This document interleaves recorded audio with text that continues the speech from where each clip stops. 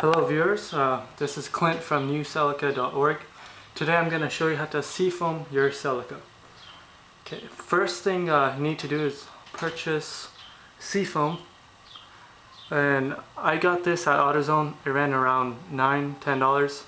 And what you're going to have to do is put 1/3 in your gas tank, 1/3 in your engine oil, and 1/3 in your intake manifold.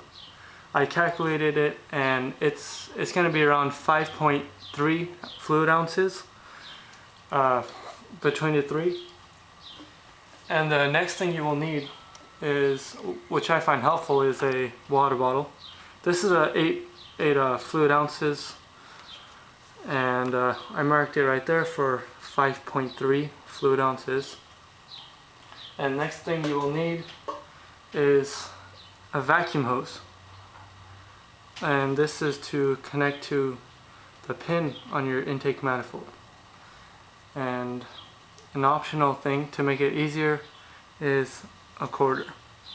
Alright, so first thing you will need to do is set your emergency brake on and put your car in neutral or park and pop your hood.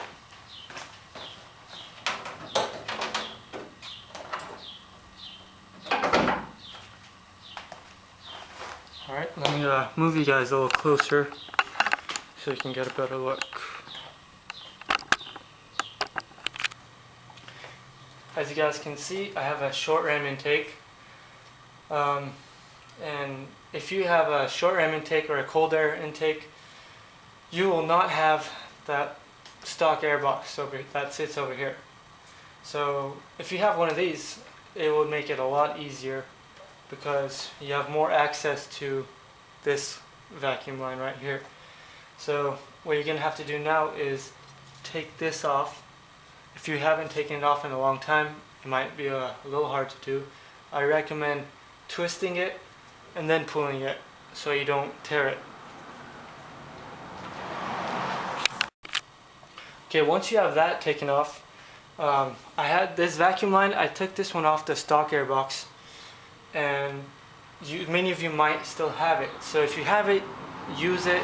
It's a lot easier than going out finding one. So you'll just put this right in there. Okay. So the reason that I recommended you guys to use a water bottle is because it's very hard to put this vacuum line in this big container. And since it doesn't have any sight glass around the sides, you can't tell how much you're putting in. So by going with this, you'll be more accurate, and it'll be a lot easier to maneuver and control the throttle. The reason that I recommended a quarter is because you can put it behind the throttle cable, and that will hold your RPM up a little higher. So it makes it a little harder for the car to stall out while you're adding the seafoam inside the intake manifold. So what you're going to do now is connect the vacuum line to your intake manifold, and get your seafoam that you marked at the appropriate level, and then you can start the car. So this is where you start the car up and you start adding seafoam. I recommend that the car be warmed up. It'll be a lot easier, and it's probably better for the car. So start your car up.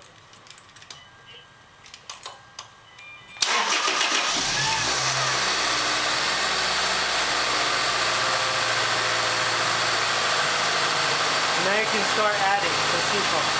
So you take your quarter and place it behind those.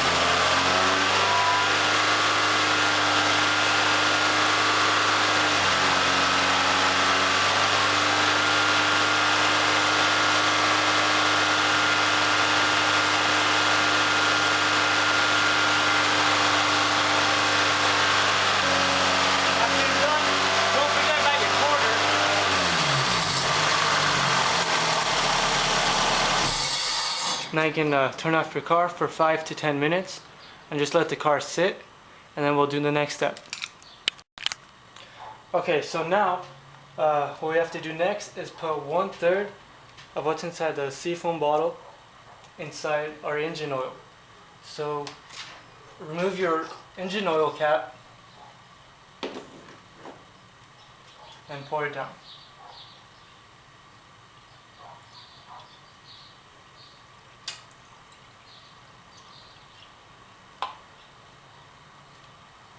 And don't forget to close it. And then we put the remaining 1/3 inside the gas tank. One thing I should mention is that after 100 miles of putting Seafoam in your engine oil, it's highly recommended for you to change your engine oil. The reason for that is because the Seafoam, it thins out your engine oil.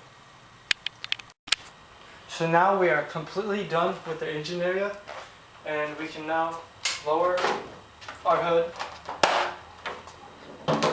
and make sure to secure it. Okay, so now the remaining 1/3 goes inside your fuel tank.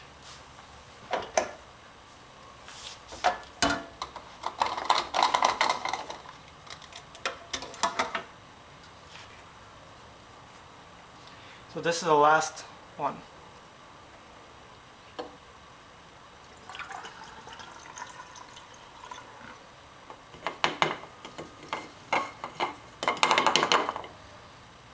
And make sure it's empty.